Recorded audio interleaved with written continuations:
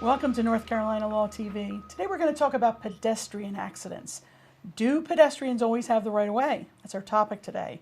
My guest is attorney David Daggett, and he's going to answer some common questions. So David, thanks for being here. Thank you for having me. Absolutely. So David, do pedestrians always have the right of way? Well, they don't. Yes, pedestrians always have the right of way, but that doesn't mean the motorist is always at fault. Okay. Motorists are required to watch out for pedestrians all the time, but pedestrians are required to follow the law also. Okay, so pedestrians have the right of way at an intersection. If it's an uncontrolled intersection, just stop signs, the pedestrian has the right to the crosswalk, and motorists have to stop for Right. them. If there's traffic signals, the walk sign, the do not walk sign, Right. pedestrians are required to follow those laws too. Okay. All right? So in pedestrians, there's lots of rules and laws regarding pedestrians. You know, to me, I'm a runner. Right. Runners are pedestrians too. Okay. So runners have to follow the law also. The laws in North Carolina require pedestrians to use a sidewalk if available. If it's not available, they're to be at the far left side of the road facing traffic. The pedestrians are required to follow any sort of traffic guidelines for pedestrians. If a crosswalk is there, use the crosswalk. If there's signals there, follow the crosswalks.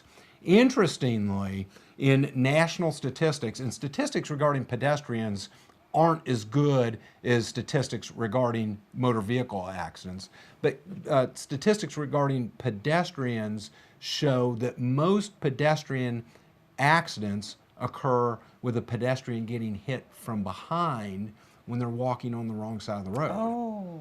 Okay, so Yeah. so simply following the rules is safety, and of course at night pedestrians need to watch out for themselves. Sure. Reflective gear or lights. You know, the helmet light, the headlights are now pretty popular. They even have knuckle lights, and there's all sorts of reflective gear that's available. Okay. Okay. What about if the pedestrian is hit when they are breaking the law? They're walking against traffic or crossing at the wrong place? Well, then they don't have a claim for the damages that come from that. Okay. So if the pedestrian isn't following the laws, remember on a previous show we talked about the topic in North Carolina has contributory negligence. Right. If the pedestrian is not following the law, then they are contributorily negligent and they don't have a claim for damages if an unfortunate thing happens. Yeah. Now, pedestrians do have rights in crosswalks. A lot of times there are accidents in those situations. Unfortunately, a pedestrian is completely unprotected. Yeah. So those damages can be pretty severe. Having good legal representation on your side can be very helpful. Yeah. The other thing that we see is pedestrian incidents regarding children. Right. There's a higher standard of care for motorists to be on the lookout for children. And of course, we also have some special laws like children around school buses. Mm-hmm. We've had a couple unfortunate incidents where cars have passed a stopped school bus and hit a child. So, those are very, very terrible and unfortunate circumstances. Right. So motorists have to be aware of pedestrians, have to be aware in areas where there's a lot of children. That's why you have school zones.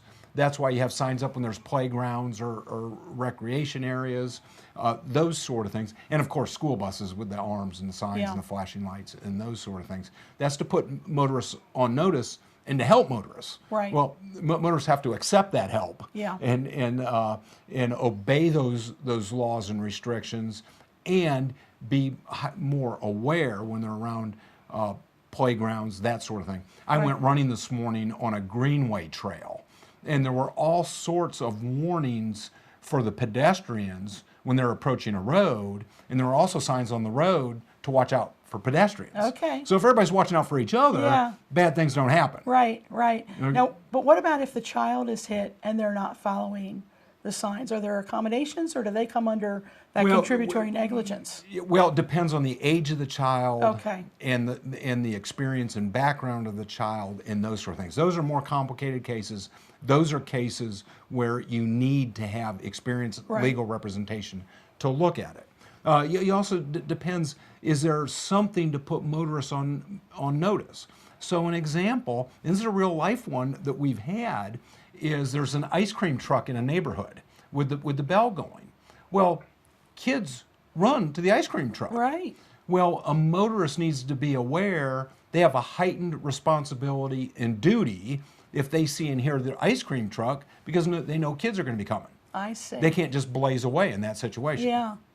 Okay? Interesting. So, yeah, Interesting. and an experienced lawyer will know that, and, Yeah. and can differentiate between the different circumstances as to whether there's fault and liability in Okay. the circumstance. And if someone has a specific question, or they're in this situation, how can they reach Well, you? there's lots of information on our website, daggettshulerlaw.com. We have articles on that on the blog that's on the website, and that's searchable, so you can do search there. Excellent. Or call us 336-724-1234. Excellent. Thanks, David. Thanks for having me.